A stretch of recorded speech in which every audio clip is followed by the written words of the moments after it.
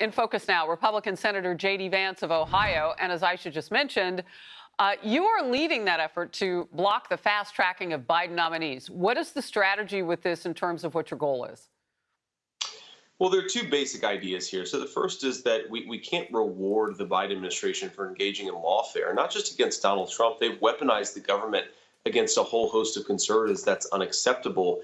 And we're basically sort of offering an alternative here. We're saying, look, if you guys want to allow these nominations to sail through, you need to stop in effectively using the federal government to destroy your political opponents. The second thing that we're trying to do is just deny Joe Biden some foot soldiers that he has shown he will use to go after his political opposition. And just to recap, this is, I think, one of the most fundamental elements of American democracy is that we fight over elections. We try to persuade voters to elect us. And whenever the dust clears, however the voters decide, you don't try to use the power of the state to throw your opponents in jail. You try to beat them at the ballot box. And the failure to follow that principle over the last few years from the Biden administration, I think, really threatens the foundation of our country. Republicans just have to push back against it. So can you give us a couple of names? I'm looking at, and the Hill wrote extensively about this, Senator. They said that this blockade will extend to nominees who joined or supported organizations that celebrated the indictment of President Trump, supported the Get Trump candidacy of Alvin Bragg, or supported lawfare or censorship in other ways. Who are you looking at in particular?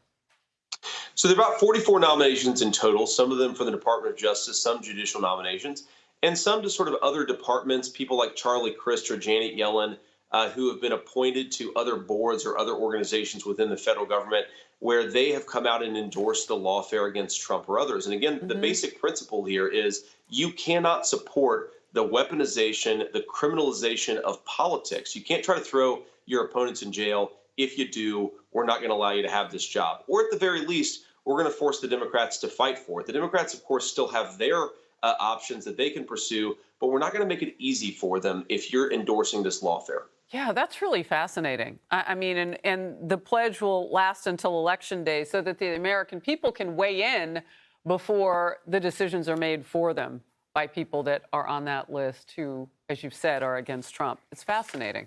All right, a lot of buzz around who will be former President Donald Trump's number 2 on the ticket. And our own Aisha Hosni got a little teaser on the highly anticipated choice. Watch.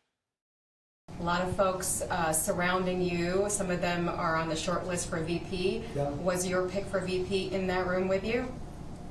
Probably, yeah. Probably. I don't want to go, but probably. I think we'll probably announce it during the convention. I have sort of a pretty good idea. Look, we have some really talented people. I have a pretty good idea. Male, female? Can you give us a hint? I'll tell you fairly soon. Well, you got to give her credit. She tried everything.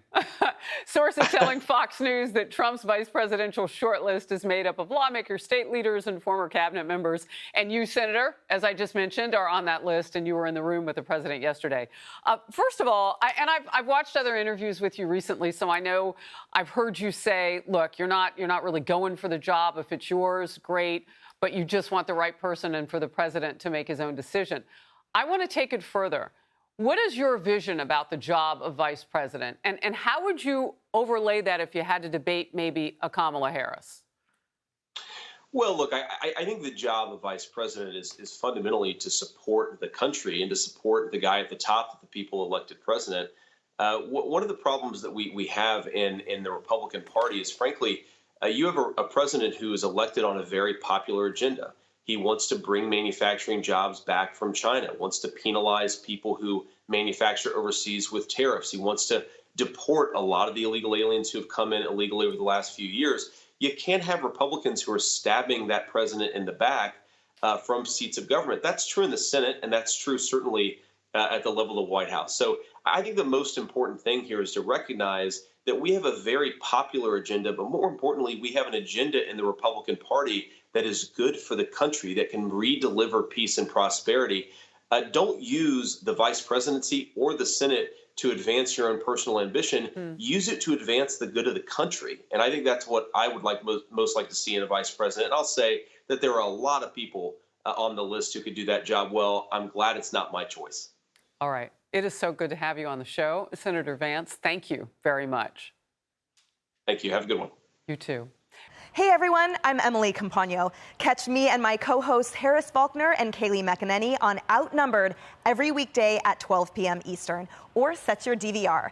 Also, don't forget to subscribe to the Fox News YouTube page for daily highlights.